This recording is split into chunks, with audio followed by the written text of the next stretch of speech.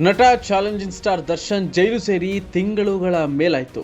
ಒಳಗೆ ದಾಸ ಸೆರೆಮನೆ ವಾಸ ಸಹಿಸಲಾರದೆ ಪರದಾಡ್ತಿದ್ರೆ ಹೊರಗೆ ಅವರ ಕುಟುಂಬ ಪರಿತಪಿಸ್ತಾ ಇದೆ. ಇತ್ತ ಫ್ಯಾನ್ಸ್ ಕೂಡ ಬಾಸ್ ಯಾವಾಗ ಬಿಡುಗಡೆ ಆಗ್ತಾರೆ ಅಂತ ಕಾದು ಕುಳಿತಿದ್ದಾರೆ. ಎಲ್ಲದರ ನಡುವೆ ಪತಿಯ ಜೈಲು ವಿಮೋಚನೆಗಾಗಿ ಪತ್ನಿ ವಿಜಯಲಕ್ಷ್ಮಿ ದೇವರ ಮೊರೆ ಹೋಗಿದ್ದಾರೆ.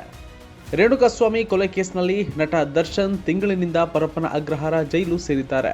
ಮನೆ ಊಟಕ್ಕೆ ದರ್ಶನ್ ಮಾಡಿದ ಮನವಿಯನ್ನ ಕೋರ್ಟ್ ಈಗಾಗಲೇ ತಿರಸ್ಕಾರ ಮಾಡಿದೆ. ಇದು ದಾಸನಿಗೆ ನುಂಗಲಾರದ ತುತ್ತಾಗಿದೆ. ಇದರ ಜೊತೆಗೆ ಸದ್ಯಕ್ಕೆ ದರ್ಶನ್ ಜೈಲಿನಿಂದ ಬಿಡುಗಡೆಯಾಗುವ ಲಕ್ಷಣವಂತೂ ಕಾಣ್ತಾ ಇಲ್ಲ. ಇರುವಾಗ ಪತಿಯ ಬಿಡುಗಡೆಗಾಗಿ ಪತ್ನಿ ವಿಜಯಲಕ್ಷ್ಮಿ ಇನ್ನಿಲ್ಲದ ಕಸರತ್ತನ್ನ ಮಾಡ್ತಾ ಇದ್ದಾರೆ.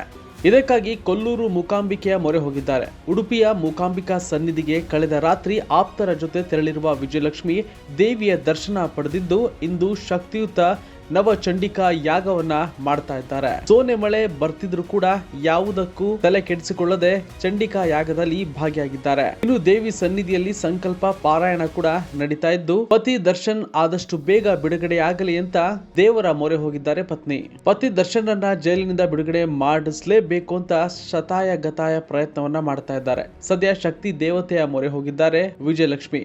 ಕರಾವಳಿಯ ಪ್ರಸಿದ್ಧ ಕೊಲ್ಲೂರು ಮೂಕಾಂಬಿಕಾ ಕ್ಷೇತ್ರದಲ್ಲಿ ನವಚಂಡಿಕಾ ಯಾಗ ನಡೆಸ್ತಾ ಇದ್ದಾರೆ. ಈ ಮೂಲಕ ಪತಿಯ ಜೈಲು ವಿಮೋಚನೆಗೆ ಯಾಗ ಹೋಮ ಹವನ ಮಾಡ್ತಾ ಇದ್ದಾರೆ.